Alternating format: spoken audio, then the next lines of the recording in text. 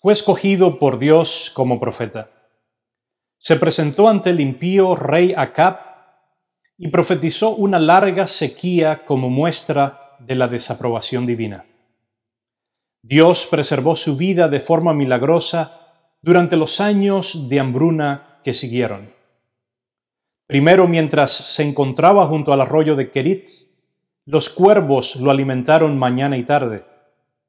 Luego, en Sarepta, fue alojado y alimentado por una pobre viuda, a quien Dios proveyó de harina y aceite para hacerle de comer cada día.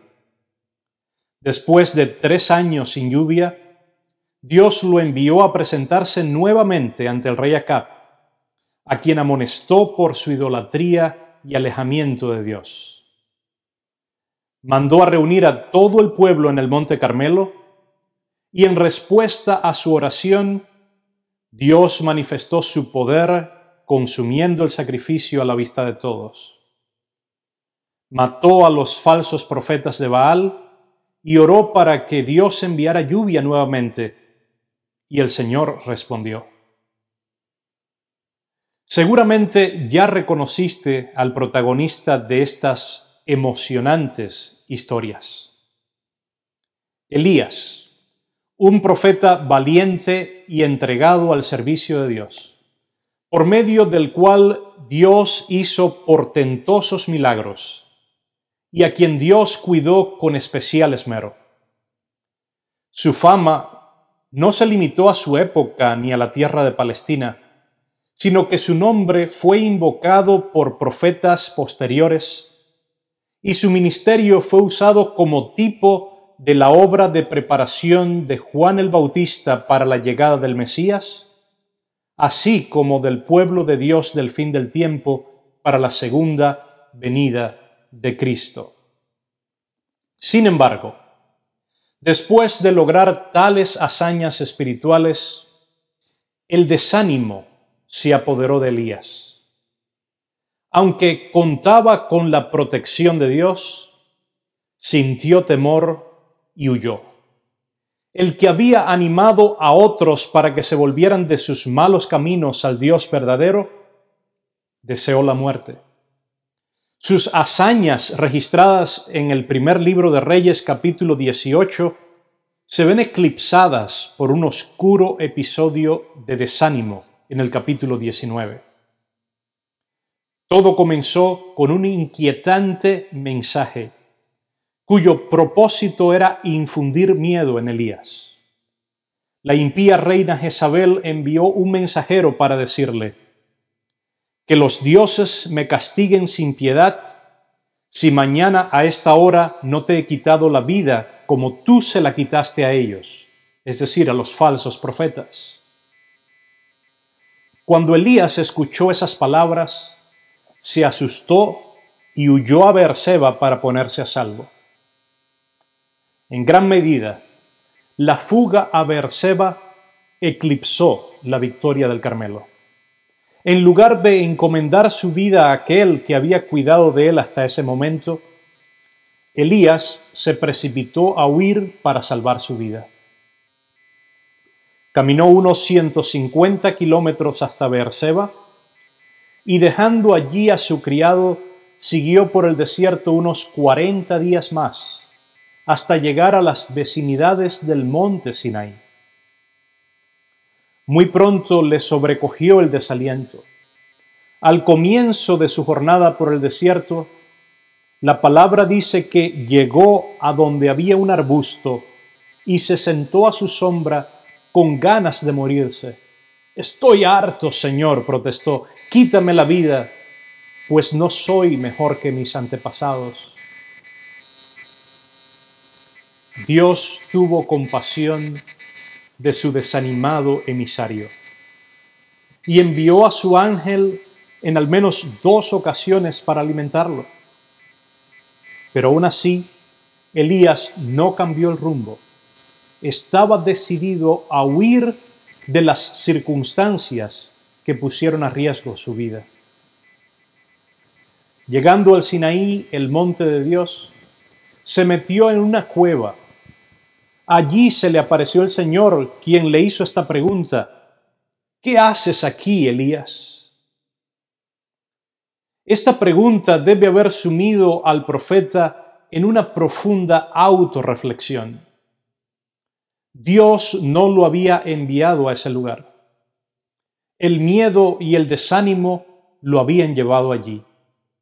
Frustrado y apesadumbrado, finalmente expresó en palabras la causa de su precipitada huida y de su agudo desaliento. Él respondió: he sentido un vivo celo por Jehová, Dios de los ejércitos, porque los hijos de Israel han dejado tu pacto, han derribado tus altares y han matado a espada a tus profetas, y solo yo he quedado, y me buscan para quitarme la vida. Para Elías todo estaba perdido. No había más nada que hacer. El oscuro cuadro que describió revelaba la profunda depresión en la que estaba sumido el profeta. Sin embargo, en el mismo monte que se le revelara a Moisés unos 5 siglos antes, Dios se reveló a Elías. Primero hubo un recio viento, luego un fuerte terremoto, seguido por un violento fuego. Pero Dios no estaba presente en estas manifestaciones. Más bien, estas eran un reflejo de la agitación y la inquietud que habían embargado el corazón del profeta. Luego apareció una brisa suave y apacible, y en ella Elías reconoció la presencia del Altísimo. Solo Dios podía darle paz y tranquilidad en medio de circunstancias hostiles y adversas.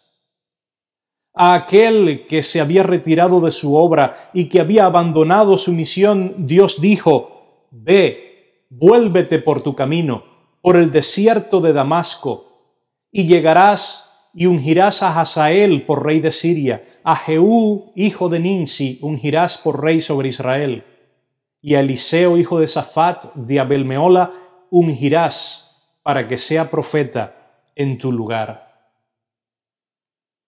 Elías debía regresar al lugar del que había salido. Allí le esperaban tareas inconclusas.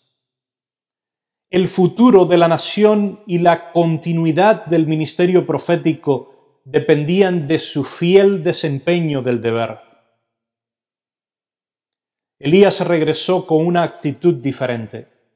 Ya no sentía más temor, pues había recobrado su confianza en Dios. Años más tarde, este mensajero sería arrebatado en un carro de fuego y llevado al cielo sin experimentar lo que tanto temió, la muerte. El profeta Malaquías declara: he aquí yo os envío el profeta Elías, antes que venga el día de Jehová grande y terrible.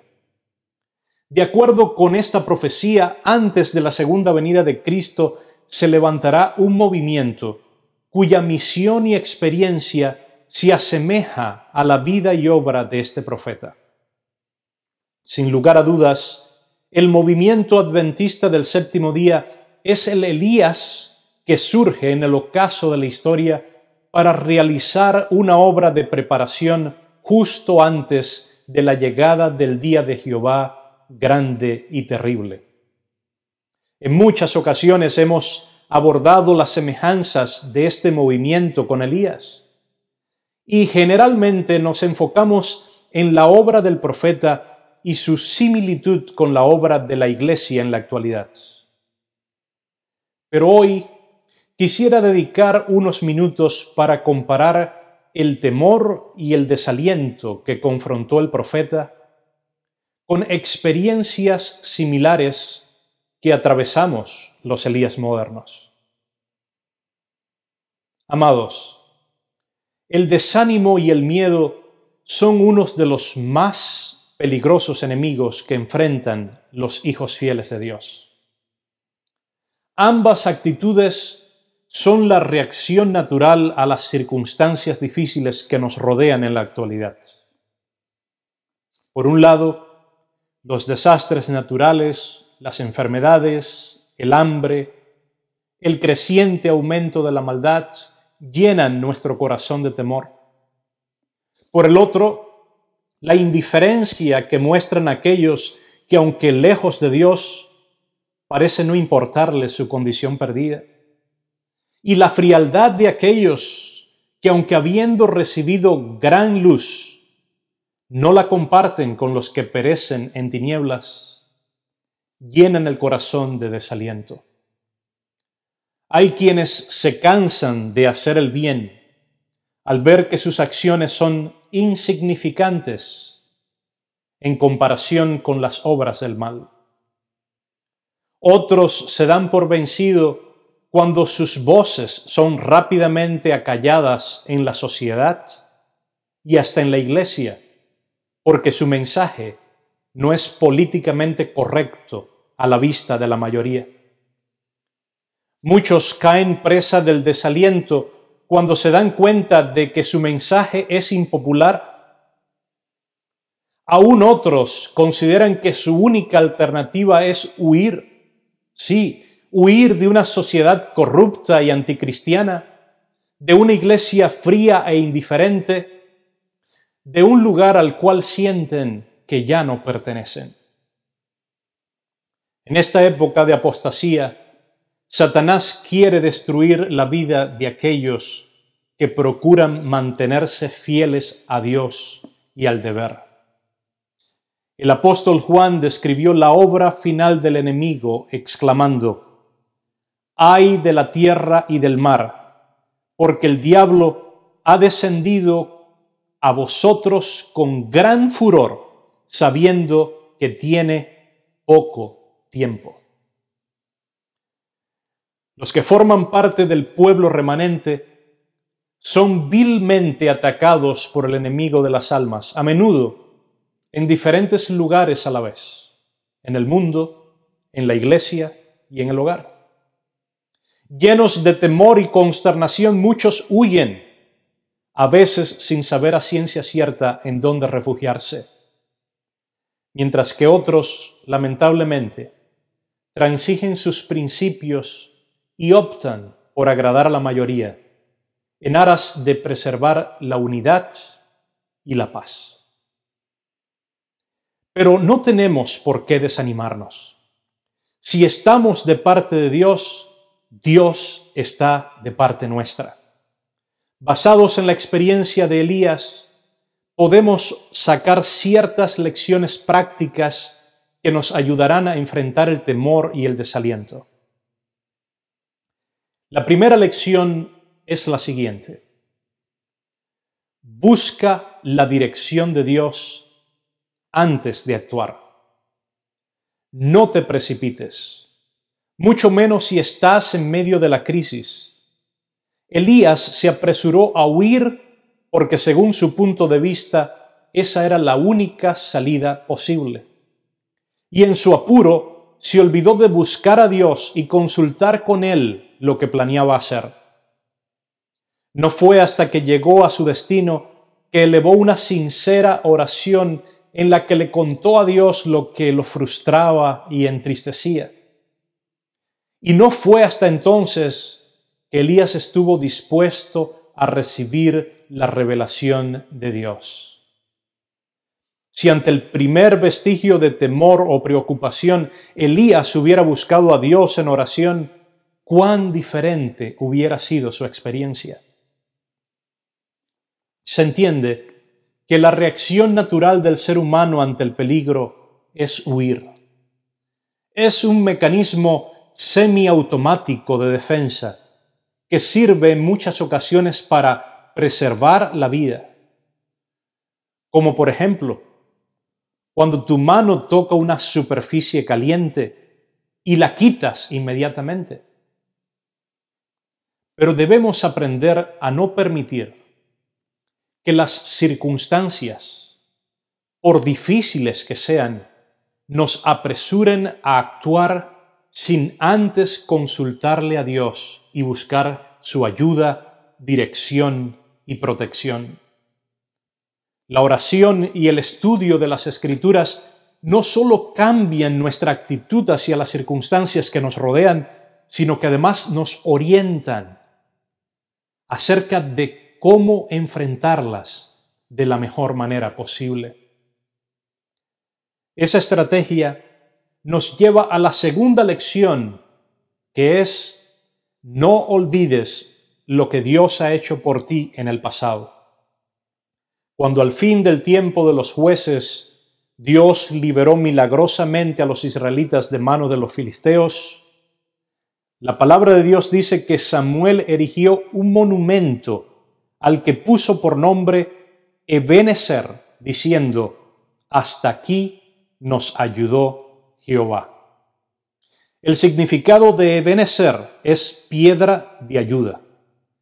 Con el correr del tiempo, ante cada crisis y desafío que enfrentara la nación, los israelitas podrían acercarse a esa piedra de ayuda y recordar los milagros que había hecho Dios en el pasado y así recobrar ánimo. Bien podía Elías haberse detenido a pensar en lo que Dios había hecho por él y a través de él.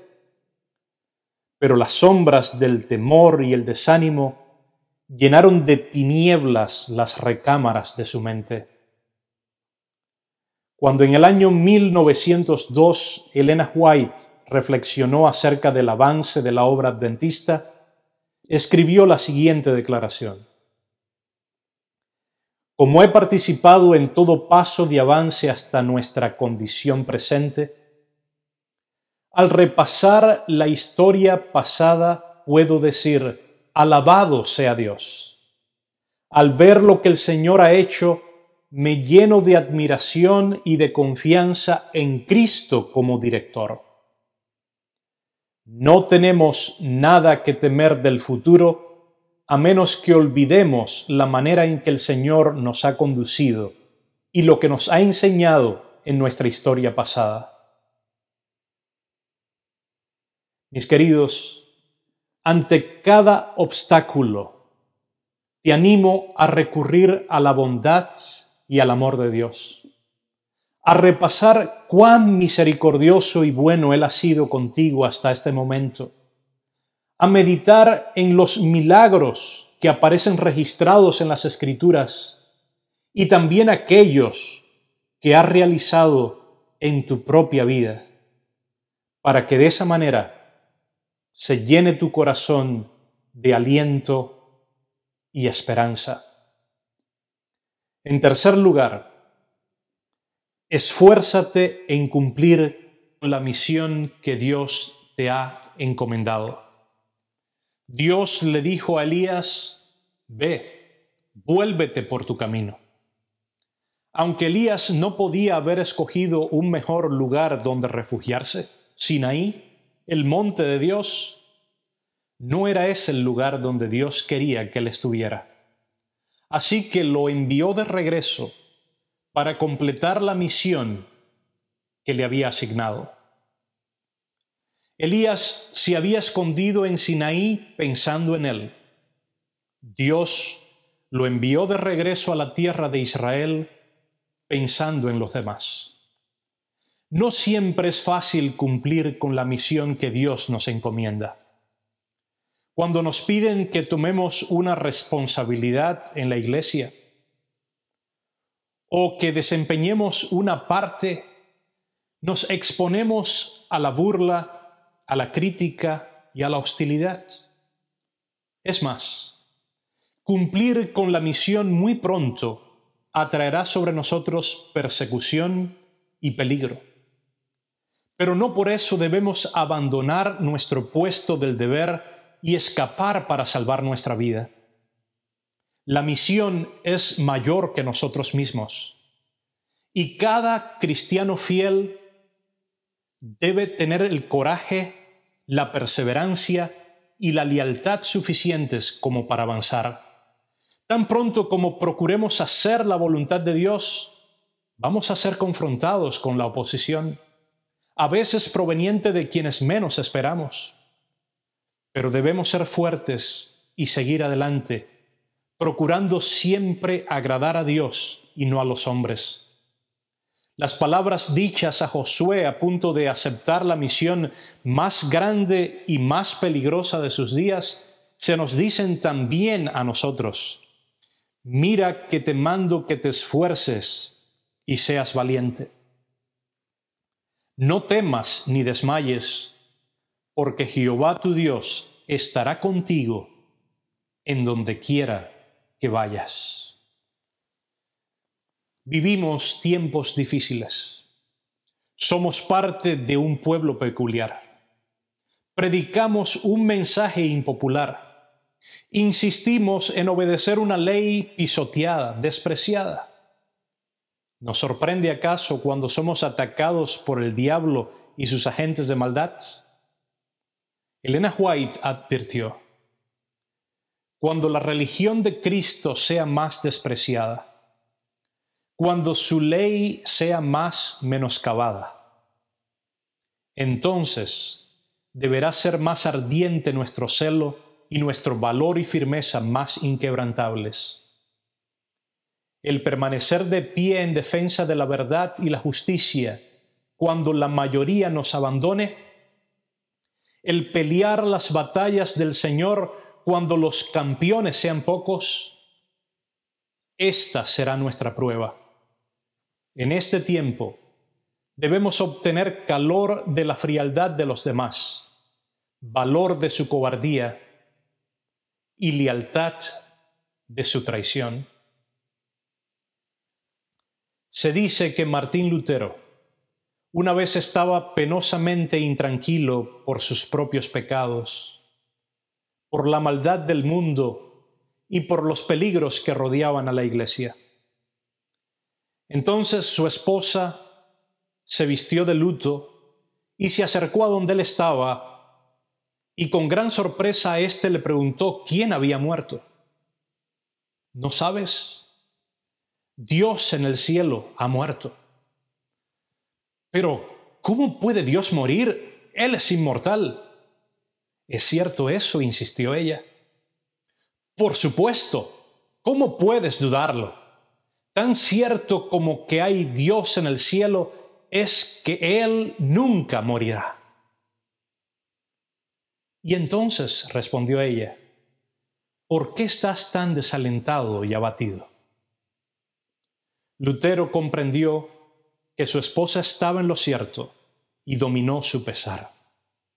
Te pregunto, ¿qué es lo que te preocupa o abate? ¿Qué trae ansiedad y miedo a tu corazón? Tan cierto como que Dios vive, es su disposición de ayudarte.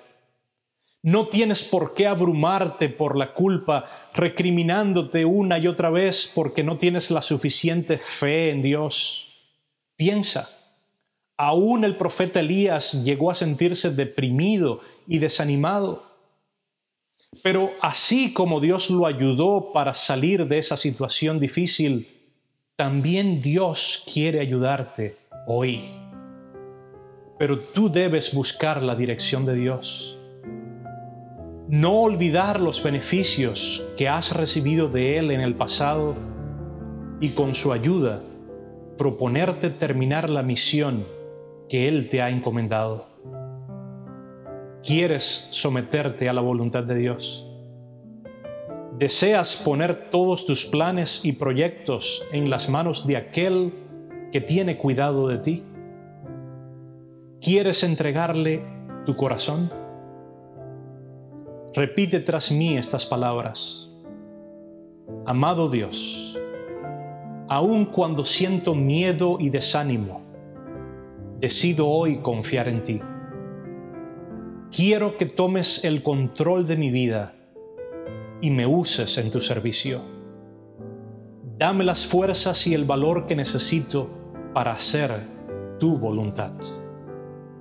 Ahora oremos juntos. Querido Padre Celestial, tú has escuchado el deseo sincero de tus hijos. Ves su necesidad, ves la causa de su desánimo, de su frustración. Los entiendes así como entendiste a Elías. Eres paciente con ellos así como fuiste paciente con Elías. Y estás dispuesto a revelar tu poder en sus vidas, así como lo hiciste con Elías. Oh Dios y Padre, manifiéstate en la vida de cada persona que ha estado mirando este programa. Que tu mensaje, que tu palabra, que tu verdad pueda traer aliento, esperanza y confianza al corazón de cada persona. Que sepamos que tú estás al control de nuestras vidas, que tú estás al control de las circunstancias, que nada ocurre sin que tú lo permitas para el bien de tus hijos. Permítenos cumplir la misión que nos has encomendado en este tiempo difícil que nos ha tocado vivir. Permítenos permanecer firmes y fieles de parte tuya, aunque los demás transijan, aunque los demás se echen para atrás. Ayúdanos, oh Dios, a estar de parte tuya, de parte de tu verdad, de parte de tu palabra, aunque los cielos se caigan a nuestro alrededor. Oh Dios y Padre, pon tu bendición en cada vida. Llena de fortaleza a cada corazón. Da la victoria a cada persona que está lidiando hoy día con algún pecado, con algún vicio. Por favor, oh Dios, haz grandes milagros. Afírmanos en tu palabra y llévanos al reino de los cielos, no en base a nuestros propios méritos, sino en base a los méritos de Jesús, nuestro Salvador, a quien sea la honra, el poder y la gloria, desde ahora y para siempre. Amén. Que el Señor les bendiga.